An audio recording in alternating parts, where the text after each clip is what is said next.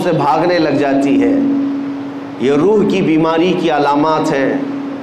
اسے مسجد اچھی نہیں لگتی، قرآن کی تلاوت اچھی نہیں لگتی، لیکن وہی سینما اچھا لگنے لگ جاتا ہے، بے حیائیاں اچھی لگنے لگ جاتی ہیں۔ یہ روح کی بیماری کی علامات ہیں۔ آپ نے محسوس کیا ہوگا جب آدمی کو بخار آتا ہے تو ہر کھانا کڑوا لگتا ہے، اچھا کھانا بھی کڑوا کڑوا لگنے لگتا ہے، حالانکہ کھانا تو اچھا ہی ہوتا ہے۔ آپ روٹی کھائیں، چاول کھائیں، سالن کھائیں، لیکن منہ کا مزہ نہیں آتا۔ شدت کے بخار میں ہر چیز کے اندر کڑواہٹ کیوں آتی ہے؟ کیونکہ آپ کے اندر بیماری ہے، بخار۔ اسی طرح سے نیکیاں اگر کسی کو کڑوی لگتی ہیں تو روح بیمار ہے۔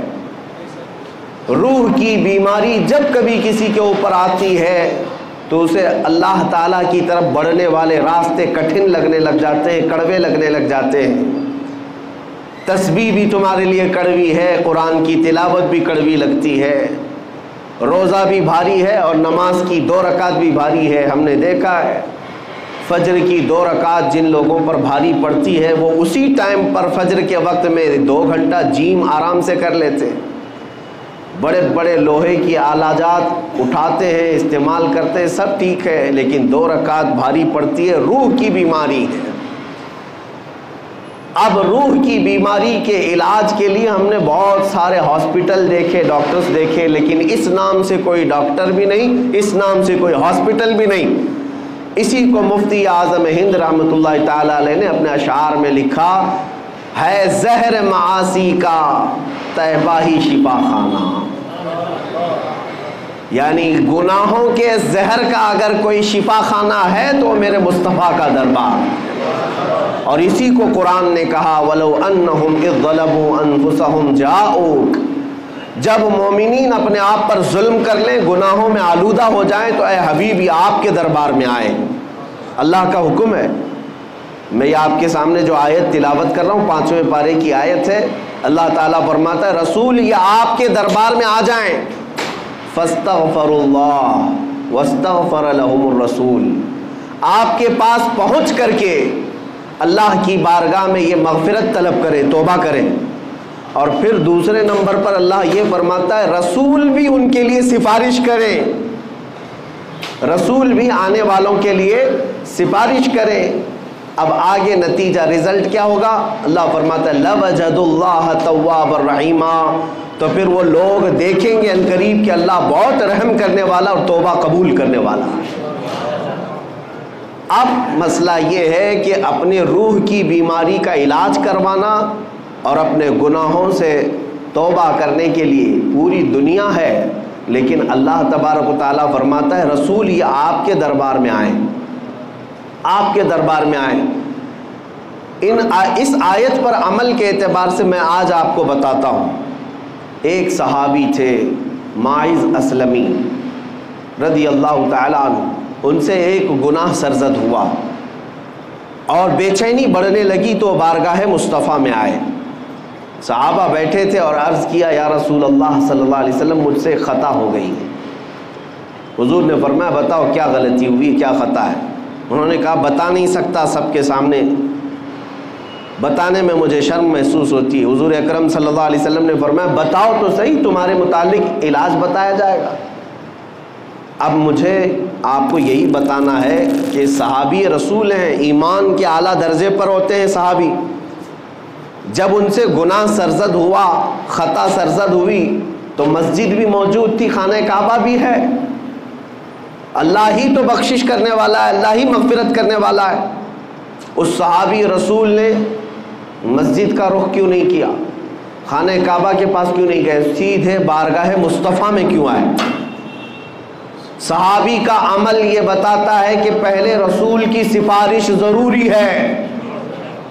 رسول کریم صلی اللہ تعالیٰ علیہ وسلم اگر سفارش فرما دے تو اللہ توبہ جلد قبول فرمائے گا۔ وہ آئے، نبی اکرم صلی اللہ تعالیٰ علیہ وسلم نے جب پوچھا تو انہوں نے کہا مجھ سے زنا ہو گیا۔ حضور پاک صلی اللہ علیہ وسلم نے اپنا چہرہ مبارک پھیر لیا، کہا کہ تم ہمارے ہاں سے نکل جاؤ۔ اب وہ زار و قطار رونے لگ گئے، اتنا رونے لگ گئے کہ کے قدموں میں گر گئے. کہا کہ اگر آپ ناپاک کریں تو پھر میں کہاں جاؤں. اعلیٰ حضرت نے اسی کی ترجمانی کرتے ہوئے یوں کہا ہے, تجھ سے جو منہ چھپاؤں تو کروں کس کے سامنے. یا رسول اللہ, تم سے جو منہ چھپاؤں تو کروں کس کے سامنے؟ کیا اور کسی سے توقع نظر کی ہے؟ بد ہیں تو آپ کے, بھلے ہیں تو آپ کے, ٹکڑوں پہ یہیں کے پلے ہیں, رخ کدھر کریں؟ اس صحابی نے جب حضور اکرم صلی اللہ علیہ وسلم کی بارگاہ میں رو کر کے اپنا جرم کا اقرار کیا تو حضور نے پھر 3 مرتبہ پوچھا, تم ہوش و حواس میں کہہ رہے ہو؟ تم ہوش و حواس میں کہہ رہے ہو؟ انہوں نے کہا ہاں بالکل ہوش و حواس میں کہہ رہا ہوں. کہا تمہیں پتہ ہے زنا کی سزا کیا ہے؟ کہا ہاں مجھے پتہ ہے. اس کے بعد رسول رحمت صلی اللہ علیہ وسلم نے صحابہ سے کہا کہ انہیں سنسار کیا جائے گا. وادی انم, آج بھی وہ وادی موجود ہے مدینے کے مضافات میں, ایک چھوٹی سی پہاڑی ہے, صحابہ لے کر کے گئے. اسلام کی ایک عظیم سزا ہے یہ, زنا پر رکھی ہوئی سزا. لوگ اس کا مذاق اگرچہ اڑاتے ہوں کہ اسلام گردن کاٹنے کی اور سنسار کرنے کی اجازت دیتا ہے, حکم دیتا ہے, تمہیں اندازہ نہیں. یہ سزائیں فطرت کے عین مطابق ہیں, اس لیے کہ کینسر کے پھوڑے کو اگر نہ کاٹو گے تو جسم میں زہر پھیل جاتا ہے, اور یہ سزائیں اسی لیے رکھی گئی ہیں کہ معاشرہ ڈس بیلنس نہ ہو. یہ سزا اس وقت تمہیں اچھی لگے گی جب کسی کی اپنی بیٹی کے ساتھ کوئی زنا کر لے. ہم نے ان لوگوں کے بارے میں بھی سنا ہے جن کا تعلق اسلام سے نہیں ہے, لیکن جب ان کے گھروں کی بچیوں کا ریپ ہوتا ہے تو وہ اعلاناً یہ کہتے ہیں کہ ہماری بچیوں کے ریپسٹ کو اسلام جو سزا دیتا ہے وہی دی جائے. وہ اس چیز کا مطالبہ آج بھی کر رہے ہیں. یہی تو بات ہے میرے عزیزو, جس طرح تمہاری بیٹی کی عصمت تمہارے لیے عزیز ہے, اسلام ہر بیٹی کی عزت کو وہی مقام دیتا ہے. ہر بیٹی کی عزت کا مقام ہے. انہیں سنسار کرنے کے لیے لے جایا گیا اور صحابہ نے انہیں سنسار کر دیا. ان کی روح پرواز کر گئی. واپس جب آئے رسول رحمت صلی اللہ تعالیٰ علیہ وسلم, یہ اللہ کے قوانین ہیں, اللہ کے حدود ہیں, اس پر عمل کرنا ضروری ہے, لیکن تقاضۂ بشریت یہ ہے کہ دل بھی تو کسی سے لگا رہتا ہے. حضور پاک صلی اللہ تعالیٰ علیہ وسلم غمگین تھے, آنکھوں سے آنسو تھے. حضور گئے نہیں تھے. صحابہ جب آئے تو حضور نے پوچھا میرے مائز کو جب مار رہے تھے تم لوگ تو وہ کیا کہہ رہے تھے؟ تو صحابہ نے کہا یا رسول اللہ, ان کو جب مارا جا رہا تھا تو وہ یہ کہہ رہے تھے ترحم لنا یا رسول اللہ, اے اللہ کے رسول مجھ پر رحم کر دیجیے. انہوں نے خود سے اقرار کر کے وہ سزا کو لیا ہے, زبردستی پکڑ کر کے ان کو سزا نہیں دی گئی. ماعز اسلمی جانتے تھے کہ اگر میں دنیا کی سزا لے لوں گا تو محفوظ, اگر قیامت کی سزا کا انتظار کیا تو اس سے 99 گنا زیادہ سزا ہو سکتی ہے. وہ صحابی جانتے تھے, اسی لیے دنیاوی سزا کو انہوں نے ترجیح دی, خود سے قبول کیا کہ مجھے یہی سزا دو, آخرت کی سزا کا میں انتظار نہیں کرنا چاہتا. بہرحال بات یہ ہے کہ وہ بارگاہ مصطفیٰ میں گئے, سزا تو ہوئی, لیکن جیسے ہی ایک صحابی نے بڑھ کر کے کہا آقا میرے ہاتھ میں اونٹ کی ایک ہڈی تھی, میں نے وہ لے کر کے مائز کی کھوپڑی پر مارا تو ان کی کھوپڑی پھٹ گئی اور خون میرے جسم پر آ کر گرا, تو میں یہ سوچ کر کے ہٹ گیا کہ گنہگار کا خون ہے. میرے آقا کو جلال آ گیا, کھڑے ہو گئے, کہا اپنے جملوں کو واپس لو. وہ میرے دربار میں آ کر توبہ کر کے گیا ہے. یہ سزا جو دی جا رہی تھی وہ حدود قائم رکھنے کی سزا ہے, نظام عدل ہے, یہ قانون ہے, لیکن تم نے کیسے کہا کہ وہ گنہگار کا خون تھا, پاپی کا, خطاکار کا خون تھا. تم اپنا جملہ واپس لو, اس لیے کہ ابھی جبرائیل امین میرے پاس آئے تھے اور یہ بشارت دے کر کے گئے یا رسول اللہ آپ کے ماعز نے ایسی توبہ کی ہے کہ اس کے عوض اللہ نے پورے مدینے والوں کے گناہ معاف کیے. عزیزان گرامی, یہ واقعہ میں نے اس لیے عرض کیا کہ بارگاہ مصطفیٰ میں جو ایک بار پہنچ جائے مولا کریم اس کے بھی گناہ معاف کرتا ہے, اس کے متعلقین کے بھی گناہ معاف فرماتا ہے. اسی لیے ہمارے لیے آج بھی وہ دربار کھلا ہوا ہے. اب بات آتی ہے, صحابہ تو گئے حضور کے پاس, جب کبھی ان سے خطائیں ہوئی حضور کے پاس گئے, کیونکہ قرآن کہتا ہے آیت پر عمل ہے. وَلَوْ أَنَّهُمْ إِذْ ظَلَمُوا أَنفُسَهُمْ جَاءُوكَ جب مومنین اپنی جانوں پر ظلم کریں تو یا اے رسول یہ آپ کے پاس آ جائیں. تو ٹھیک ہے، اس آیت پر صحابہ نے تو عمل کر لیا، لیکن جب میرے آقا صلی اللہ تعالیٰ علیہ وسلم وصال فرما گئے اور ہم سب سے پردہ فرما لیا، تو اب قیامت تک آنے والے اس آیت پر کیسے عمل کریں گے؟ قرآن تو صرف حضور کے زمانے کے لیے نہیں نازل ہوا، قیامت تک کے لیے ہے، اس کا ہر حکم قیامت تک کے لیے ہے. اب اس آیت پر ہم اور آپ کیسے عمل کریں گے؟ مثال کے طور پر گناہ ہم سے بھی ہوئے، آپ سے بھی ہوئے، اور قرآن کہتا ہے جب گناہ زیادہ ہو جائیں تم سے تو جاؤ رسول کے دربار میں، رسول کے دربار میں. اب مان لیا کہ مدینہ کے دربار میں ہر ایک گنہگار کو پہنچنا ضروری ہوتا، تو آج کے حالات بتا رہے ہیں کہ ہر غریب اور ہر امیر نہیں پہنچ سکتا، حالات الگ مختلف ہوتے ہیں.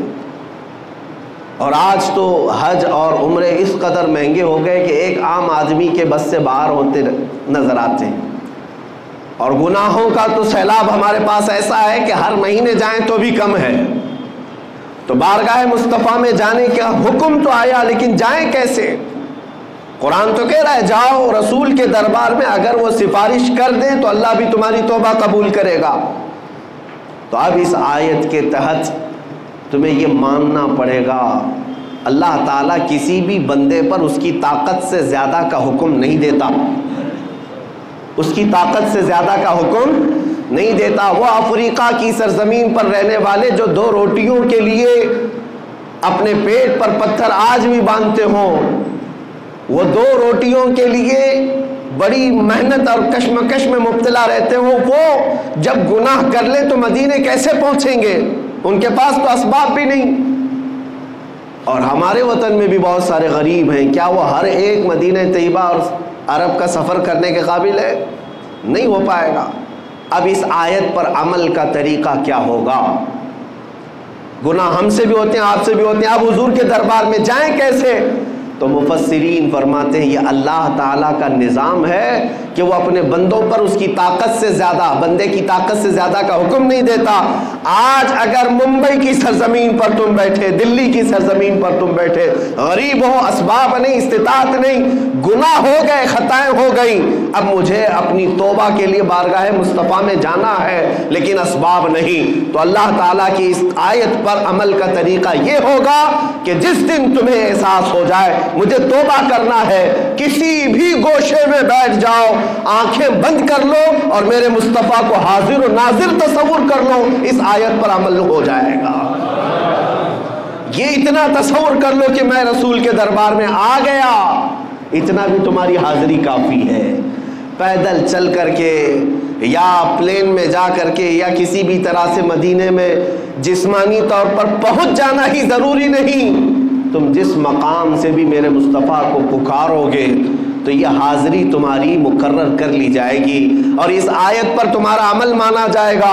آج تم سے گناہ ہوئے، شام میں بیٹھا اور میرے آقا کا تصور کیا اور کہا یا رسول اللہ میں گنہگار ہوں، میں خطا کار ہوں، کر کے تمہارے گناہ مانگے تمہاری پناہ، تم کہو دامن میں آ، تم پہ کروڑوں درود. اعلیٰ حضرت بریلی شریف میں بیٹھ کر کے ہی تو یہ تمنا کر رہے تھے، گندے نکمے کمی، مہنگے ہیں کوڑی کے تین، کون ہمیں پالتا، تم پہ کروڑوں درود، بے ہنر و بے تمیز کس کو ہوئے ہیں عزیز، ایک تمہارے سوا تم پہ کروڑوں درود.